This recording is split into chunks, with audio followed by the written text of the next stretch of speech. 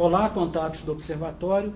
Nós estamos aqui com o professor José Henrique Sanglar, que é do Departamento de Engenharia Naval e do Programa de Engenharia Oceânica da Universidade Federal do Rio de Janeiro.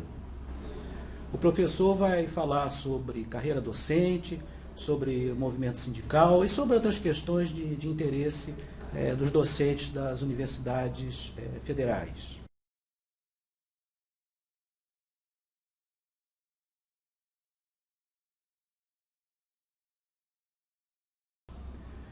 Professor, o senhor já foi muito ativo no movimento docente nos anos 80 e 90, quando chegou à presidência da Associação de Docentes da UFRJ, né, que hoje é uma seção sindical do ANDES.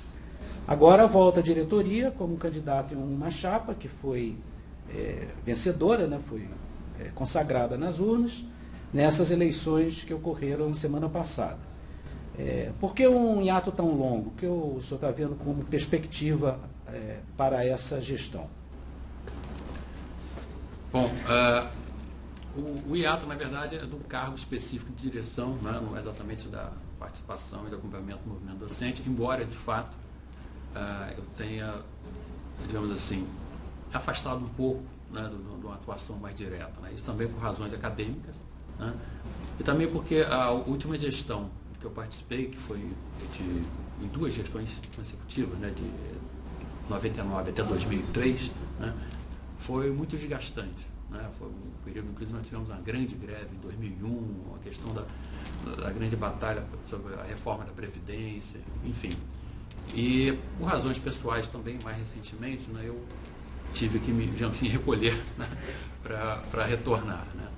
E agora,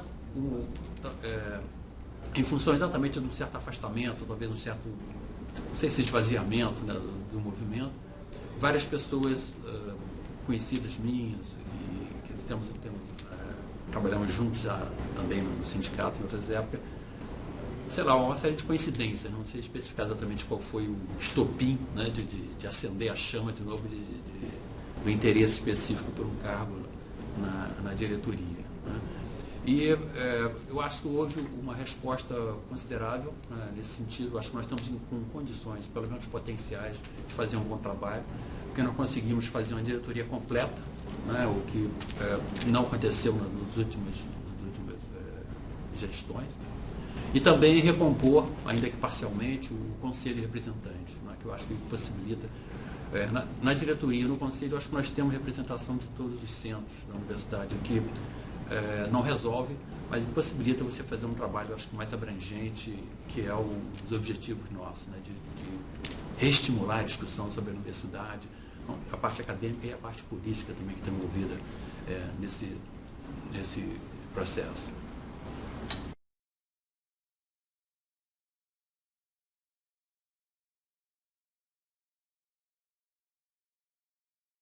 Sociedade civil vem sendo feitas à margem aí dos tradicionais partidos políticos.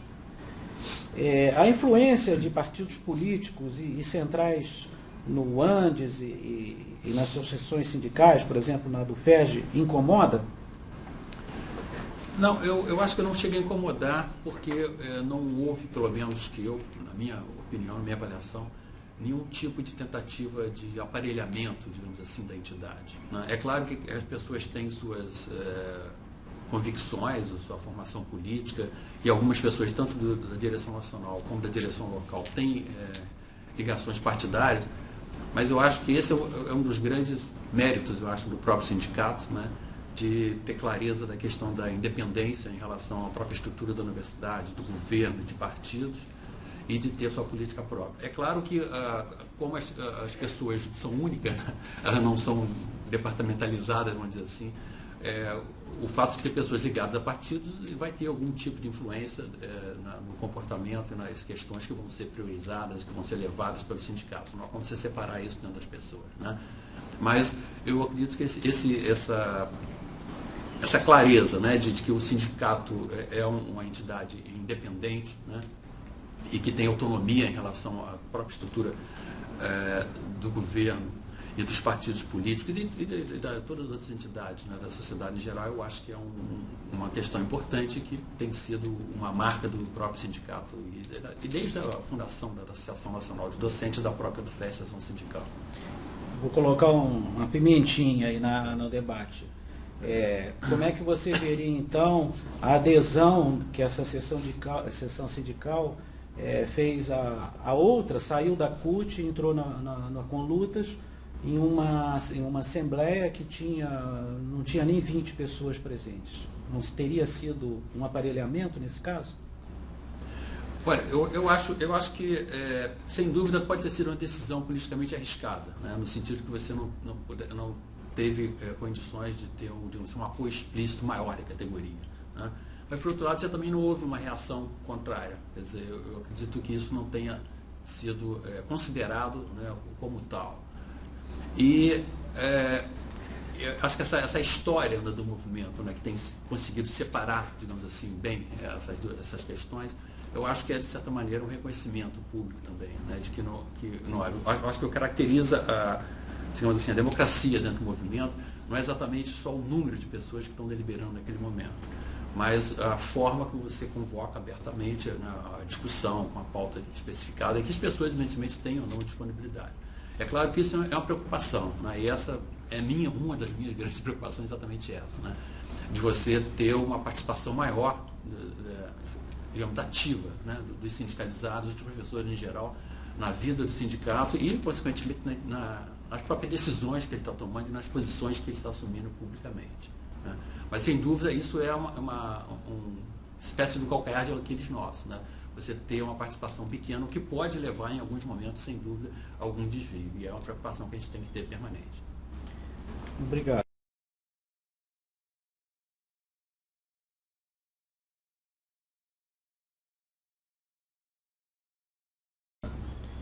Pegando também aqui um outro tema, né, que é caro aí ao movimento, ao Andes e à seção sindical, é a questão da educação pública. Então há uma bandeira, né, que a educação deve ser pública, né, gratuita, de qualidade, excluindo, portanto, o setor privado dessa atividade. No entanto, no ensino básico e médio, são os colégios privados que têm tido o maior sucesso. E também há instituições privadas de ensino superior que são excelentes. Não seria dirigismo ideológico e desperdício de dinheiro público excluir o setor privado da educação? Olha, eu acho que a questão do setor privado, eu acho que ele tem que ser encarado como tal. Né? Ou seja, o setor privado, por hipótese, deveria ter os recursos e as condições necessárias para exercer atividades, né, em que o serviço público deveria, na verdade, o nome serviço, né, no caso, não é bem associado, bem, como eu vou dizer, colocado, né, nesse caso, que na verdade é um direito constitucional, né, a educação. Né? Mas eu acho que a questão aí tem um fundo ideológico, sim, não há como evitar isso, né? E é uma questão de princípio que eu, particularmente, considero relevante. Né? Eu acho que os recursos públicos devem satisfazer, primeiramente e prioritariamente. E, nesse caso, né, como houve uma degradação muito forte do setor de ensino, em particular, né, público de maneira geral, em todos os níveis, a universidade é um dos pontos em que ainda há uma certa, vamos dizer, resistência, né, a essa devastação que foi feita, né, no primeiro e segundo grau, e eu acho que cabe um investimento forte. Né, e nós estamos longe, muito longe, de ter recursos públicos plenos para atender a toda a população de forma adequada. Então, eu acho que enquanto essa situação persistir, eu acho que uma bandeira relevante é essa, sim. Eu acho que deve ser o recurso público deve ser para o sistema público, no caso, seja de saúde, seja de transporte, segurança e de educação. Né? E o que não exclui que você possa ter, né, algum tipo de colocação de recursos, mas aí teria que ser claramente, né, bem definido, né, esse tipo de parceria, como se chama, né, para o setor privado. Mas observe que o próprio setor privado usa isso, né, a sua excelência, como uma forma de se contrapor o ensino público. Né, eu acho que é um erro político grave, né, de você ter digamos assim, a competição nesses termos.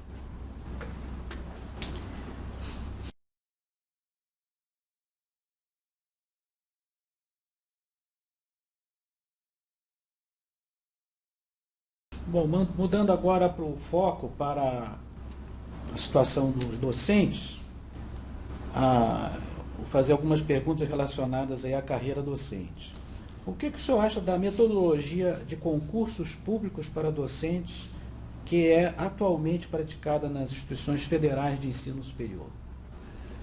Olha, isso é uma questão complicada, né? Porque eu acho que ela tem uma série de desvios. O primeiro deles é a própria, vamos dizer, falta de atrativo da própria carreira, né? Do seu ponto de vista salarial e sua própria estrutura dela, né? Tanto é que hoje a gente tem uma proposta bastante diferente, né, do próprio sindicato para a carreira, né, que é praticamente a estrutura original que a gente tem desde a década de 80, quando foi a primeira carreira em 80, e depois em 87 houve a unificação de fundações e autarquias na época. E desde lá a política do Ministério da Educação, de todos os governos praticamente, tem sido aquele negócio de dividir para conquistar, né? Você sempre coloca remendos numa estrutura que já deveria ter sido revista. Nós estamos com mais de 30 anos da carreira, né? E isso só complica, né? E os concursos, eu acho que eles refletem um pouco essas distorções, né? Eu acho que você não tem, de fato, uma competição sendo colocada. Eu acho que, pelo menos dos concursos que eu tenho, não posso falar aqui 100%, nem todos da universidade, mas, na verdade, você faz um concurso direcionado para os candidatos ou para o próprio candidato, né? O que é uma maneira, no mínimo, preocupante, né, de você fazer um concurso. E um outro aspecto relevante nisso aí é que eu acho que é a questão do trabalho acadêmico na universidade, né, em que você está fazendo, hoje nós estamos fazendo concursos praticamente para o final da carreira, né? Quer dizer, o docente ele não segue o percurso da carreira, até pela experiência didática que é relevante, né? Você hoje tem uma priorização muito forte na questão da pesquisa, da publicação, e eu acho que isso desvirtua um pouco, talvez, a ideia de como deve ser a entrada e a própria formação do docente aqui dentro do trabalho docente, né? Eu acho que isso é alguns desvios que a gente teria que discutir com mais calma e, enfim, ver mecanismo para evitar esse tipo de coisa dentro da carreira.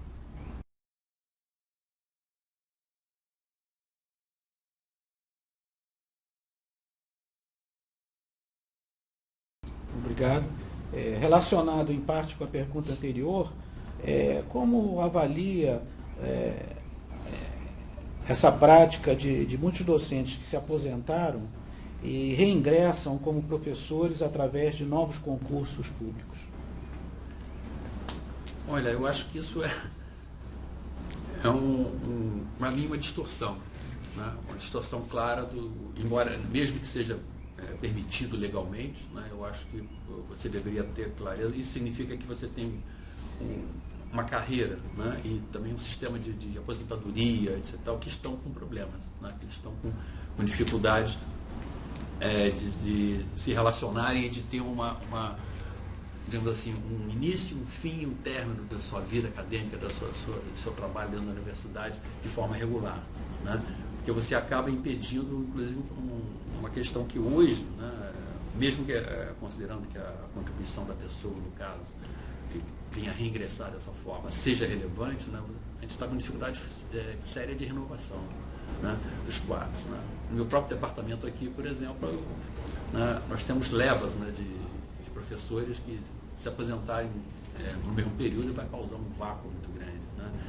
Então, eu acho que a gente teria que repensar isso, né? Ou pelo menos, eu não sei como exatamente ficaria, né, a questão legal de duas matrículas, de duas aposentadoria, enfim, eu acho que, enfim, claramente há uma distorção, né? Não tenho a solução completa para isso, mas eu acredito que isso não possa trazer, né, problemas sérios para a gente, se for um processo contínuo, né? O que parece são poucos casos, ou pelo menos um número reduzido, né? Mas, de qualquer forma, é um caminho, eu acho, perigoso, né, de você utilizar como uma regra ou uma prática comum.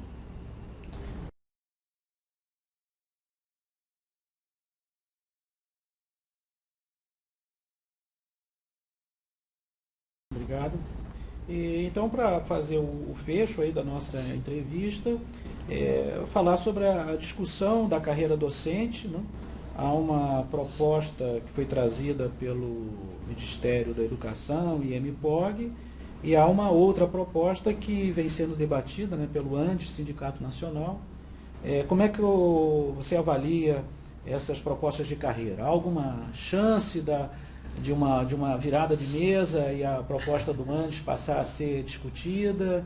Ou a tendência é o governo fazer essa maquiagem, né, fazer apenas uma arrumação na estrutura que já existe? Bom, a primeira perspectiva acho que depende da gente, né? Da gente, e esse é acho que um grande desafio, né? Da gestão que a gente vai começar daqui a pouco, né? E do sindicato mais geral, né?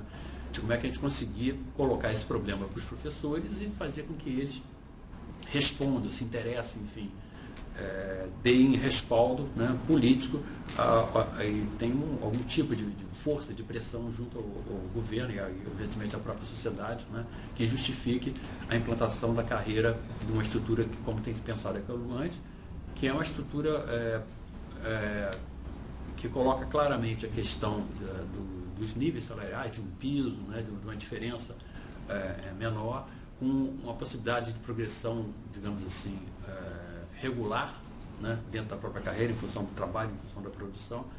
E a proposta do Ministério, que tem sido, acho que, a tônica dos últimos anos, né, é de você fazer remendos, né, de colocar mais um nível, tal do sênior ou coisa semelhante, que achatando, né, mais ou menos mantendo os limites mínimo e máximo. Quer dizer, você, na verdade, não aumenta o alcance da escada, mas coloca mais degraus, né? Acho que é mais ou menos por aí, e de forma diferenciada, né, o que é pior, né? Você tem, normalmente, eu não sei os detalhes todos da proposta nesse momento, mas a ideia do governo tem sido sempre isso, né? Ou coloca uma forma de gratificação e coisas semelhantes, né? E por isso que eu acho que o acordo que foi firmado recentemente, embora o ganho salarial seja pequeno, acho que ele tem politicamente uma questão importante, que é a incorporação de uma dessas gratificações, né, de você ter um contra-cheque limpo, né, do seu salário base, enfim, em vez de você ter, como a gente já teve, agora até que melhorou um pouquinho, né, um número muito grande de itens que você exatamente nem sabe direito o que significam ou o que se propõe, né.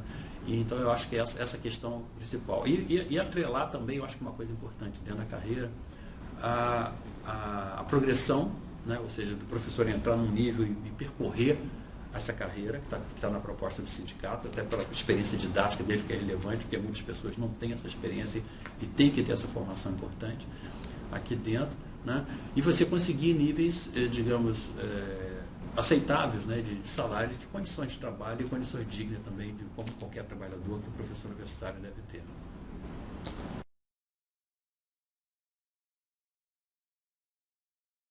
Obrigado. Suas palavras finais aos contatos do Observatório, professor? Bom, eu queria agradecer aqui a chance de ter colocado um pouquinho do que eu penso, né, sobre esses vários temas, sobre a universidade, de maneira geral, né, e do movimento sindical e movimento docente, e esperar que a gente consiga fazer um dos principais objetivos, pelo menos meu, pessoais, né, que está declarado, né, que é de, enfim, ampliar um pouco mais a participação das pessoas, né? Ou seja, ampliar os temas também que sejam do interesse de todos os professores da universidade, não só da UFRJ, mas da Universidade Brasileira, né? E da educação de maneira geral, né? Ou seja, tentar estimular o debate e a participação maior, que acho que é assim que a gente vai conseguir mudar aquilo que a gente vê como problema, como errado hoje em dia, e ter força também para garantir um serviço público, ou educação pública de qualidade, né, e gratuita, né, que sempre foi uma bandeira importante nossa, né, em todos os níveis, né, desde o ensino básico até a universidade. E também a nossa relação com esses níveis de ensino, né, que eu acho que a gente tem tido dificuldade de fazer isso, né, até pela forma como a gente está utilizando hoje os exames nacionais, por exemplo, de ensino, né, médio, que eu acho que a gente tem que discutir muito isso. Nós mudamos o nosso vestibular aqui, né? Vamos fazer 3 anos de vestibular diferente, eu acho que a gente não mediu bem as consequências disso. A própria discussão que houve nessa mudança, eu acho que foi muito pouca, né? Uma decisão basicamente dos colegiados superiores da universidade, sem discussão ampla nas unidades, enfim. Eu acho que tudo isso tem muita estrada aí para a gente percorrer, né? E coisas para a gente discutir e conseguir fazer uma educação realmente de qualidade pública, que é o nosso objetivo maior. Ok, obrigado.